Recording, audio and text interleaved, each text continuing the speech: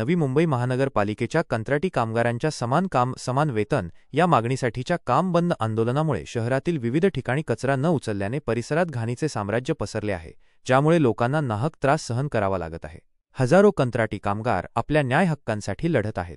समान काम समान वेतन ही त्यांची प्रमुख मागणी आहे, मात्र प्रशासनाच्या दुर्लक्षामुळे त्यांच्या मागण्या पूर्ण होत नाहीत आणि त्यामुळे त्यांना आंदोलन करावे लागत आहे। या आंदोलनामुळे शहरात कचरा साचला आहे आणि नागरिकांचे आरोग्य धोक्यात आले आहे।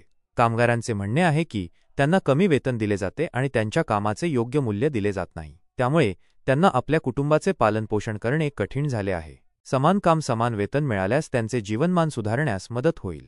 प्रशासनाने या आंदोलनाची गांभीर्याने दखल घेऊन कामगारांच्या मागण्यांवर विचार करणे आवश्यक आहे। तोडगा न निघाल्यास या आंदोलनाचा आणखी गंभीर परिणाम होण्याची शक्यता आहे। माझ्या चॅनलला सबस्क्राइब करा आणि बेल आयकॉन दाबा, जेणेकरून तुम्हाला माझे नवीन व्हिडिओ मिळतील।